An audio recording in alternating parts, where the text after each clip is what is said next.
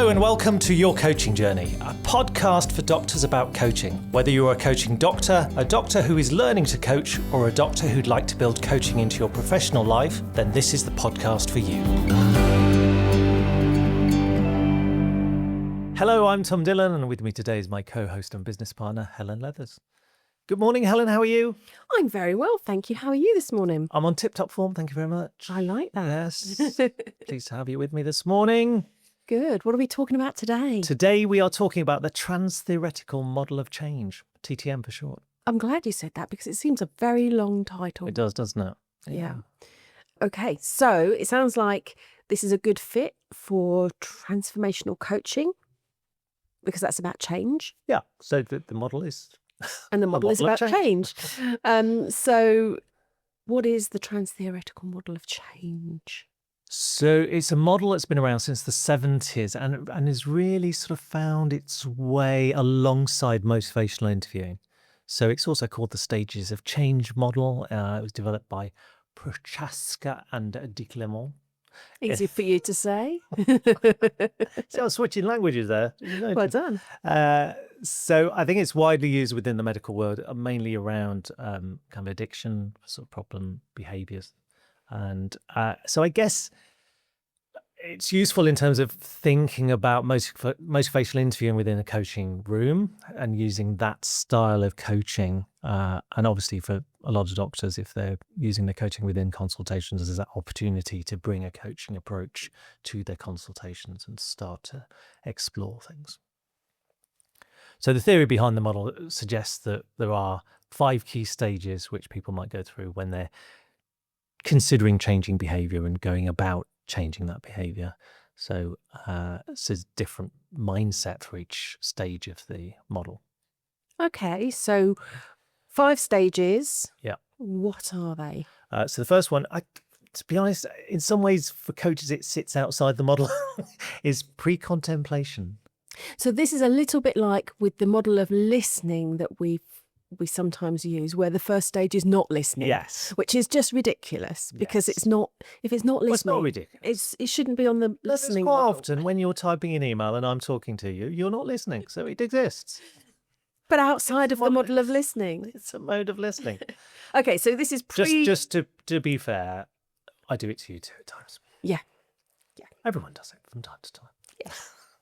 So that pre-contemplation is the point where perhaps behavior change would be a good thing for someone, for an individual. So let's say doing more exercise would be good for them. Mm-hmm.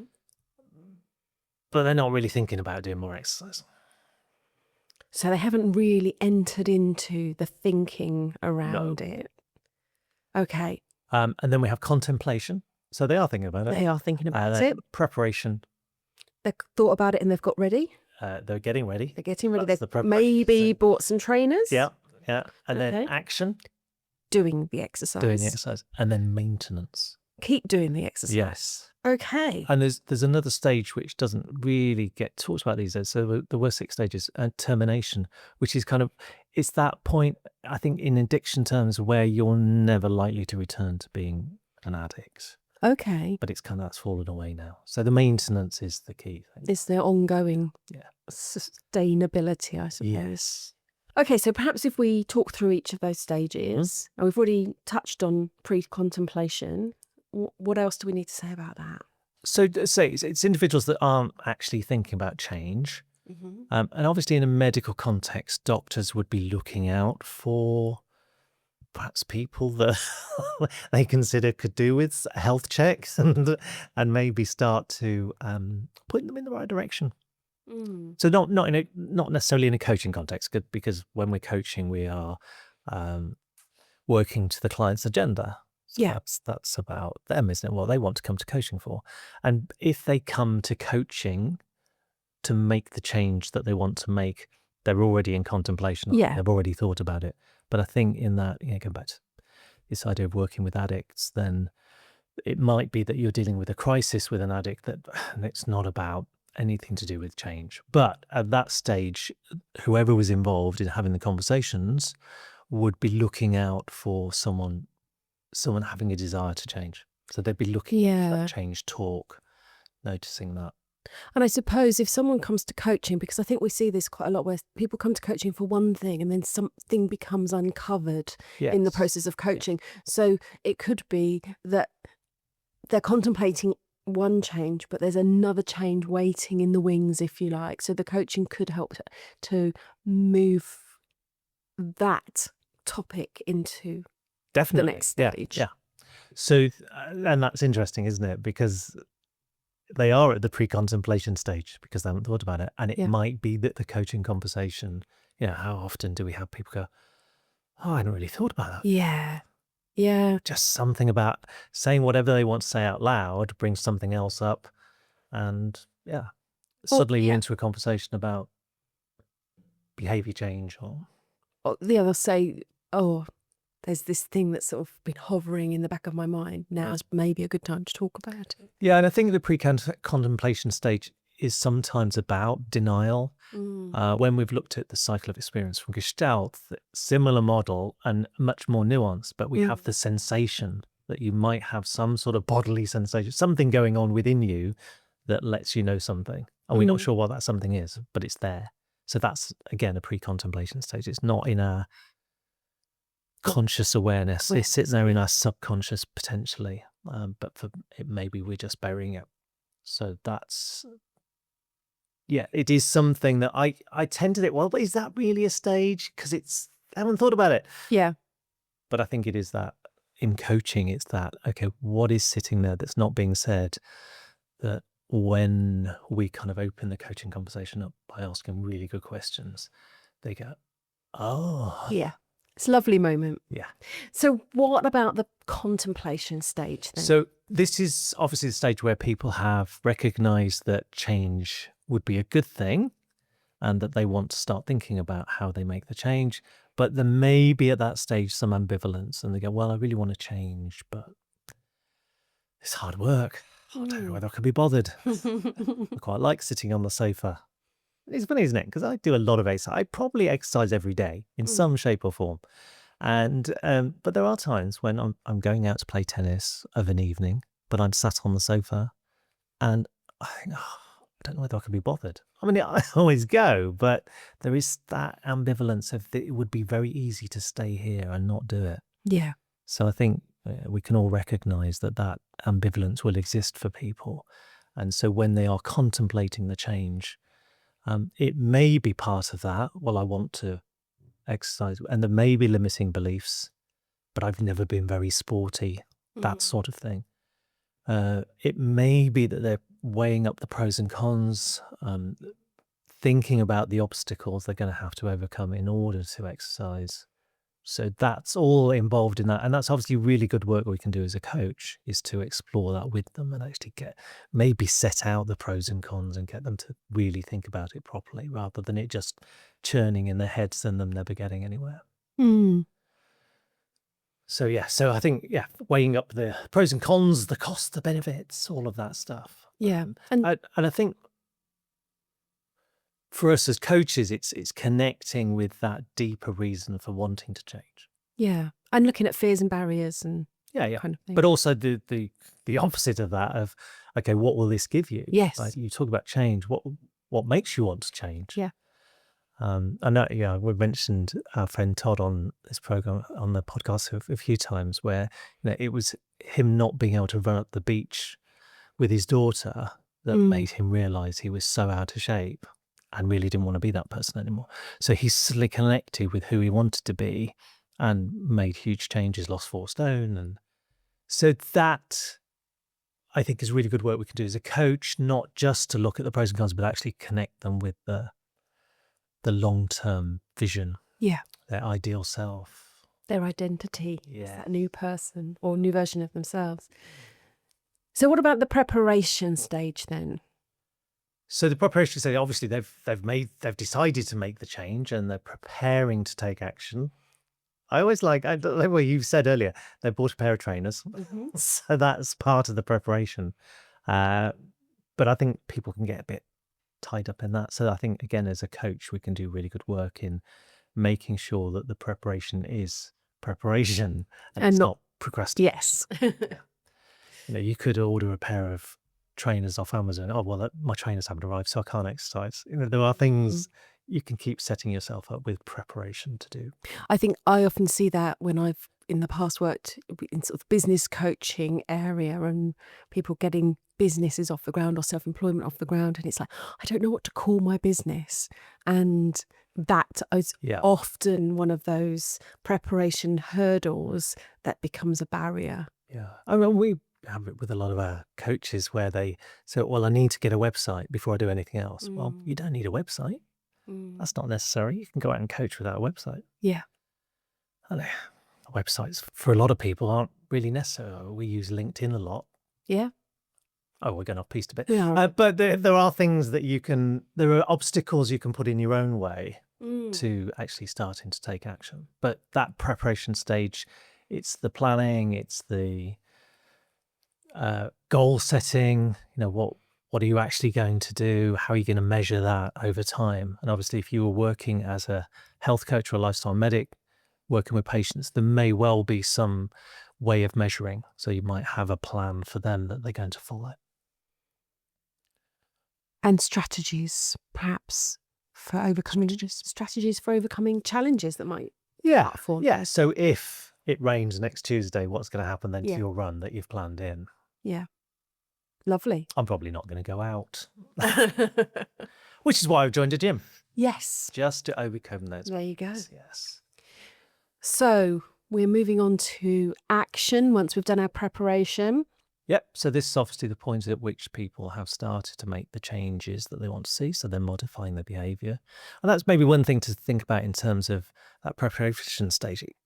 Sometimes just the small, tiny habits, the small changes that you can make could come into play ahead of any planning and preparation. We could just start to change anyway. So what can we do as a coach? How do we support at this action stage? Encouraging and being there as their, what should we call ourselves? Not accountability partner, as their, just as their coach, as a bit of support. A bit of a check-in, maybe. We talk about accountability. I'm not a big fan of coaches being accountability partners, but I recognize that for some people, if they are making changes, they kind of want someone alongside them. Yeah. They want a witness to their endeavors. Yeah. And the coach can act as their endeavors. We're not going to hold them to account. But we can celebrate their success. We can listen to the problems they have. If it has rained on a Tuesday and they haven't gone for a run, we can be there to let them know it's not all over and they can carry on. So definitely offering that support. And also, I think sometimes when people start to make changes and they want to share it with someone, and maybe they haven't got someone else that they can talk to about it, and they want to tell us how good it feels. And sometimes, last episode we talked about systems. Sometimes the system doesn't allow people to share their wins. Yeah. And in the coaching space, that non-judgmental space, beautiful space to come in and say, do you know what, Tom, I did this, I took action and it made me feel really good, and I feel really good about myself, and I feel like I want to celebrate myself. And that's a wonderful thing to be able to provide for someone. Because as a coach, we're on their side. Yes. And quite often families, friends aren't really. They're almost waiting for us to fail, aren't they? Yeah, sometimes. There's sometimes. Perhaps some reason behind that. I'm sure it's because they love you, but sometimes it can feel like there isn't that support there. And sometimes there is some malice at play. Yeah, maybe. So you seem unwilling to talk about that. I think it's a bigger conversation. Oh, okay. Well, that's all. Thought you were avoiding this chat. No. I think that, look out for you sabotaging my exercise endeavours. No, I think that sometimes people there's jealousy, there's challenge when someone makes changes. It highlights other people's inability sometimes to make changes. So, and obviously, there's a sort of question around coaching there at that action stage, because obviously, if it was around exercise, you want to be alongside them and encouraging them, but there's a point where they need to be doing it on their own. Yes. Like we can't be their coach forever, and actually building in that sense of autonomy, sense of self-efficacy, so that they know they can do it without coming to tell us they've done it. Yes. I think is really important. And I think as part of that, moving on to the maintenance stage, So we've taken the action, but we want them to get to the point where it's just maintained forever. Readying them for that, I think, is important. But I do think there's something about, that it's okay to tell someone well done. Sometimes we get that question in our workshops, it's a non-judgmental space. So when someone tells me they've done something and they're pleased, am I allowed to respond to that in a positive way? Absolutely. We don't want collusion and that kind of thing, and we don't want dependency. But to celebrate a win, to say well done to someone, to be pleased for them. It'd be weird not to, wouldn't it? Yeah, definitely. So you mentioned maintenance. Yeah, so we just mentioned that we're going to work with them to keep their exercise going, if it was exercise, and but obviously we want to get them to the stage of them doing it independently. But it is about embedding the behaviour and making sure that they're not going to relapse. It's not all going to fall away. Recognizing, though, that it might actually, there may be times when they don't do what they said they were going to do. And I think that's an important part that the coachee plays as well in picking them back up when they've failed. And it's not all over because they've not exercised for a couple of weeks. We can still get back. So I think that's part of the role that the coach plays as well. So it all sounds fairly straightforward. And you've just mentioned that relapse there, that people can fall off the wagon, so to speak, fall back into previous behaviours and or stop the behaviours they want. Yeah. And that's understanding that's a natural part of the process, and hopefully get them back onto that earlier stages and get back going again. What else is there to be aware of? Well, I think recognising that relapse is part of the process and that it's not the end is important. And there is some suggestion that within the Transtheoretical Model of Change, people go back to the beginning. But really, the pre-contemplation stage doesn't exist anymore because they've done the contemplation. They know it's something they want to do. So we probably go back. They've already bought their trainers. They've already bought their trainers. Yeah. So we might go back to the contemplation stage and, okay, well, have I got the energy to do, all of that stuff that's getting in the way of them doing it?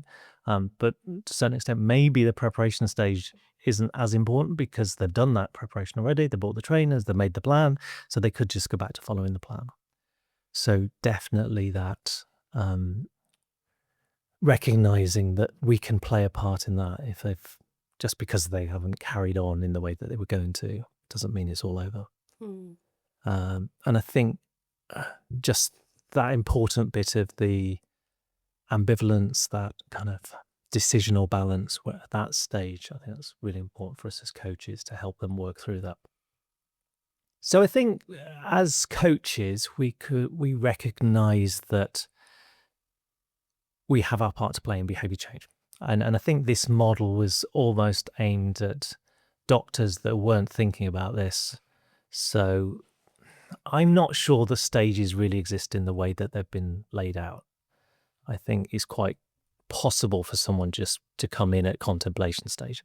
Yeah. So certainly as coaches, we're not likely to see people before they've got to the contemplation stage, unless it is something that just pops up in coaching. Yeah.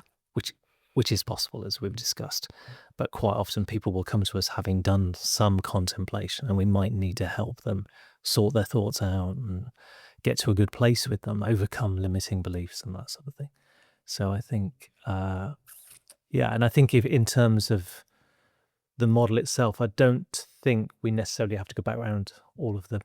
I think we could just go straight to action again. If someone has relapsed, it could be as simple as just going out for a run that day and picking things up where they were.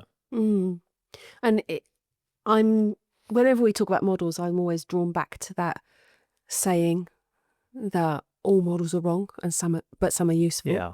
And I think this is probably just as relevant here, that you say you're not sure if all the stages are necessarily right, if they're necessarily all present, but it can help us to understand a little bit more about where someone might be in their thinking in line with change, and to support them in slightly different ways depending on where they are in their thinking.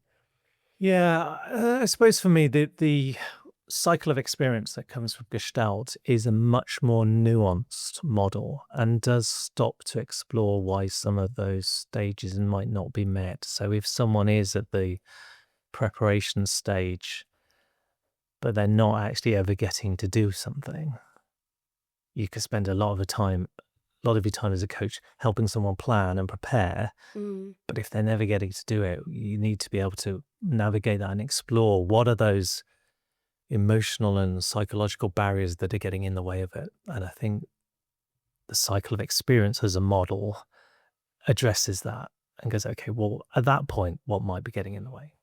So if someone is listening today and they think, oh, this sounds like an interesting model, they might want to also look at the cycle of experience from the Gestalt. Or listen to our podcast on the cycle of experience, which was episode 37. Perfect. So yeah, I think it's just, and I think I've had the same kind of problem with motivational interviewing that I have with this, is it's almost too simple. So, well, you go through these stages. It's a bit like Kubler-Ross's change curve. No. Well, it's become a thing, hasn't it? And the grief model as well, grief stages of change and that stuff. But there are things that are wrong with it. It's too simplistic in many ways. Yeah. But it gives us a starting point. Yes. So with motivational interviewing, it doesn't address when it doesn't work. So motivational interview, well, okay, let's talk about the change and overcome that ambivalence. So you want to make the change, but then what happens if it doesn't work? If they come back and go, yeah, I didn't actually do that. There's nothing in motivational interviewing that allows for that. So I think we just have to be more nuanced. And I think that our approach to coaching training looks at lots of different psychological approaches and gives you the tools, gives you an armory to come at those situations and have a way of navigating them with your coachee so that they stand a better chance of being successful in whatever change they want to make. Yeah. Well, thank you for taking us through the Transtheoretical Model of Change. You're very welcome. I've enjoyed that, and hopefully it's brought some new thinking to our listeners. Yeah, I don't think it is a model that doctors will be aware of. Yeah. I think it's something that they're introduced in terms of those problem patients that come that never seem to want to make any changes, even though as a doctor you might know that it would be a good idea for them to do so. Excellent.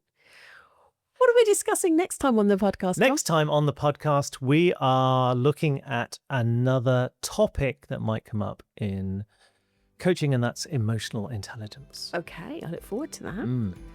It's it's a bit of a model as well, but I will say it's a topic.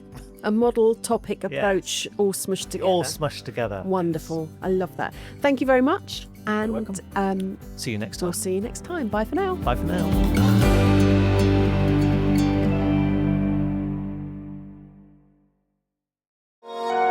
This has been a Monkey Pants Productions podcast.